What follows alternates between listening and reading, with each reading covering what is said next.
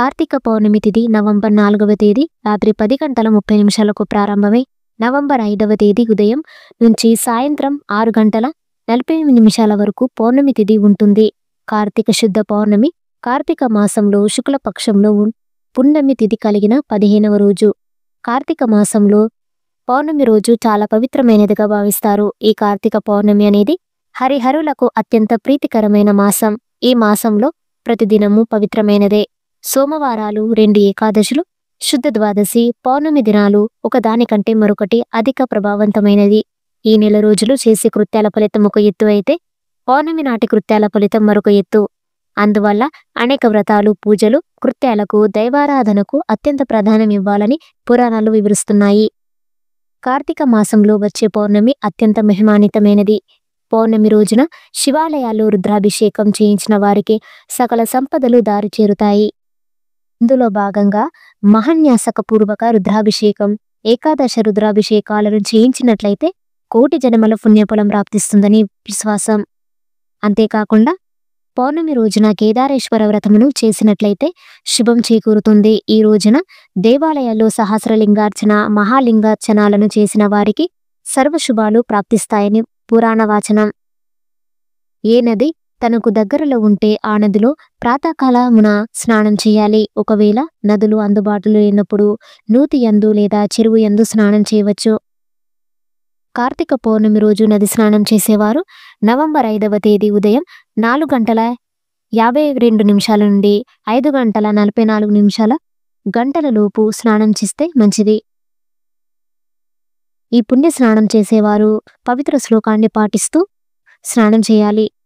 గంగేచ యమునా చేవ గోదావరి సరస్వతి నర్మదే సింధు కావేరి జలస్మిత్ సన్నిధిన్ గురు అనే శ్లోకాన్ని పాటించాలి.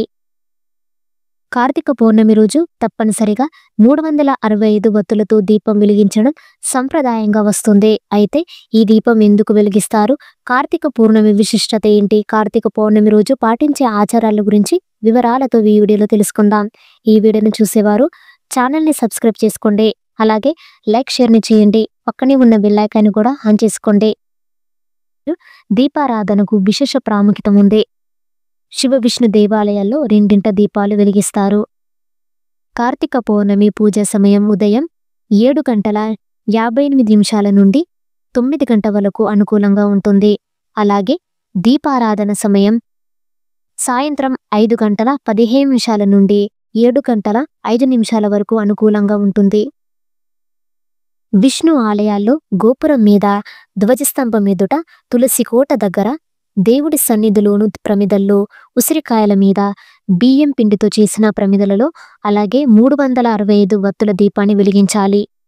ఒకవేళ ప్రతిరోజు దీపం వెలిగించడం కుదరలేని వాళ్ళు సోమవారాలు, ఏకాదశి, ద్వాదశి, పౌర్ణమి వంటి తిథుల్లో దీపం పెడతారు. అది సాధ్యపడని వాళ్ళు కార్తీక పౌర్ణమి రోజు 365 వత్తులు ఉన్న వత్తుల గుత్తి దీపాన్ని తీసుకొని వెలిగిస్తారు. సంవత్సరానికి 365 రోజులు లెక్కన ఒక్కో రోజుకు ఒక్కో దీపంలా అలా వెలిగిస్తారు. దీపం వెలిగిస్తూ దేవునికి భక్తితో సమర్పిస్తారు. 365 వత్తులు ఉన్న దీపం గుడికి వెళ్లి వెలిగించలేని వాళ్ళు ఇంట్లో తులసి కోట దగ్గర వెలిగించుకోవచ్చు. ఈ దీపాలని చక్కగా కుంకుమ, పూలతో అలంకారం చేసుకుని వెలిగించాలి. శివాలయాల్లో ధ్వజస్తంభం మీద నందదీపం పేరుతో అఖండ దీపాన్ని, ఆకాశ దీపం పేరుతో ఎత్తైన ప్రదేశాలలో కుండలు, లోహ పాత్రలలో తయారు చేసి వేలాడదీస్తారు. అరటి దోణల్లో దీపాలు వెలిగించి చెరువులలో, నదులలో మొదలగు జల వనరులలో విడిచిపెడతారు. ఇలా చేయడం పుణ్యప్రదమము, అష్టైశ్వర్యాలు కలుగుతాయి. వైజ్ఞానిక పరంగా ఆలోచించి చూస్తే ఈ కార్తీక దీపాలు వెలిగించే అనేక దీపాల వల్ల వాటి నుంచి వచ్చే వాయువుల వల్ల వాతావరణంలో కాలుష్యాన్ని తగ్గించి వాతావరణ శుద్ధి అవుతుంది. తద్వారా మనకు ఆరోగ్యం చేకూరుతుంది. కార్తీక పౌర్ణమిను త్రిపుర పౌర్ణమి అని కూడా పిలుస్తారు. హిందూ పురాణాలలో త్రిపుర అనేది గొప్ప అసుర శిల్ప మాయాసురుడు నిర్మించిన 3 నగరాలు. అది ప్రపంచవ్యాప్తంగా శ్రేయస్సు, శక్తి, ఆధిపత్యం కలిగిన గొప్ప నగరాలు. కానీ వాటి దుష్ట స్వభావం కారణంగా మాయ నగరాలను శివుడు నాశనం చేశాడు. 3 నగరాలు బంగారం, వెండి, ఇనుముతో తయారు చేయబడ్డాయి మరియు వరుసగా స్వర్గం, భూమి మరియు పాతాళ లోకంపై ఉన్నాయి. త్రిపుర అనే పదానికి 3 నగరాలు లేదా 3 కోటలు అని అర్థం. కార్తికేయుడు చంపిన తారకాసురుడి మరణం తర్వాత అతని కుమారులు తారకక్ష, విద్యున్మాలి, కమలాక్షులు బ్రహ్మను సంతోషపెట్టే తీవ్రమైన తపస్సు చేశారు. వారు తమను అమరులుగా చెయ్యమని కోరారు. బ్రహ్మ వారి అభ్యంతరణను తిరస్కరించి ఏది అమరత్వం పొందదని చెప్పాడు. తద్వారా తారకక్ష, విద్యున్మాలి, కమలాక్ష శ్వాసితంగా ఉండే దుర్భేద్యమైన కోటను దీవించమని కోరారు. అప్పుడు బ్రహ్మ వారికి ఏది శాశ్వతం కాదని చెప్పినప్పుడు, అలాగైతే రథం కాని రథం, విల్లు కాని విల్లు, నారి కాని నారి, బాణం కాని బాణంతో సంధించి 3 నగరాలు ఒకే సరళ రేఖలో వచ్చాక ఒకే బాణంతో ముగ్గురిని ఏకకాలంలో సంధిస్తేనే మరణం సంభవించేలా వరం కోరారు. శివుడు తప్ప మరెవరూ అలాంటి బాణాన్ని ప్రయోగించడం అసాధ్యం. అప్పుడు బ్రహ్మ వారికి తన ఆశీర్వాదం ఇచ్చాడు. తద్వారా అలాంటి కోట నిర్మించబడ్డాయి. మొదటిది ఇనుప గోడలతో కూడిన అత్యల్పమైనది, అది పాతాళంలో నిర్వహించారు. రెండవది వెండి గోడలతో భూమిపై ఉంది. మూడవది బంగారు గోడలతో స్వర్గంలో ఉంది. ఆ 3 నగరాలు చలించేవి మరియు కదిలేవి కాబట్టి దాదాపు 1000 సంవత్సరాలలో కొన్ని క్షణాల్లో తప్ప అవి ఒకే వరుసలో ఉండవు. నక్షత్ర పుష్పం చంద్రుడితో కలిసి ఉన్నప్పుడు మాత్రమే ఆ 3 నగరాలు ఒకే సమరేఖలో ఉంటాయి. తారకాసురుడి కుమారులు తమ సురక్షితంగా ఉన్నామని అనుకుంటారు.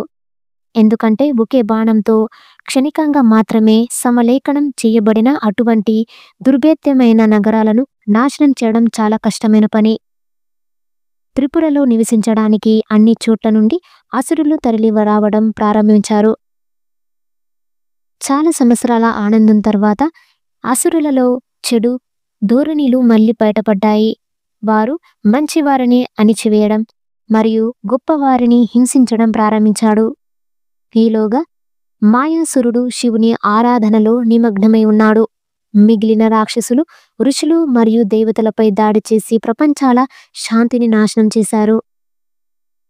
ఇంద్రుడు మిగిలిన దేవతలు నిరాశతో బ్రహ్మను ఆశ్రమించినప్పుడు బ్రహ్మ వారిని శివుణ్ణి ప్రార్థించమని, అలాగే త్రిపుర కోట ఒకే బాణానికి గురయ్యే అవకాశం ఉందని వారికి తెలియజేశాడు. అప్పుడు దేవతలు ఇంద్రుడు శివుణ్ణి ప్రార్థించారు. శివుడు వారికి సహాయం చేస్తానని వాగ్దానం చేశాడు. దేవతలు శక్తివంతమైన యుద్ధంలో అసురులతో పోరాడడానికి తిరిగి వచ్చారు. దేవతలకు శివుని గణాల నాయకుడు నంది కూడా సహాయం చేశాడు. విద్యున్మాలిని నంది చంపినప్పటికీ, అనేక మంది యుద్ధంలో చంపబడినప్పటికీ వారు మాయ శక్తులు కలిగిన త్రిపుర కొలనులోని నీటిలో మళ్ళీ ప్రాణం పోసుకున్నారు. యుద్ధం కొనసాగుతుండగా దేవతలు అసురులతో పోటీ పడడానికి కష్టపడుతూనే ఉన్నారు. అసురులు తమ మాయ శక్తులను యుద్ధంలో ఉపయోగించుకోవడంతో దేవతలు గెలవలేకపోయారు. 3 నగరాలు సమలేఖనం అయిన రోజున శివుడు 3 అసురులతో యుద్ధం చేయడానికి ఒక రథాన్ని తయారు చేయమని ఆదేశించాడు. శివుని కోసం రూపొందించిన యుద్ధరథం నిజంగా విశ్వస్థాయిలో ఉంది. భూమి స్వయంగా రథం యొక్క శరీరంగా మారింది. సూర్యుడు, చంద్రుడు వాటి చక్రాలను ఏర్పరచుకున్నారు. బ్రహ్మ స్వయంగా రథసారథి పాత్రను పోషించాడు. ఇక ఒకే బాణానికి ఆయుధం విషయానికొస్తే మేరు పర్వతం పీనక అనే విల్లుని ఏర్పరిచింది. వాసుకి విల్లు తీగగా మారాడు.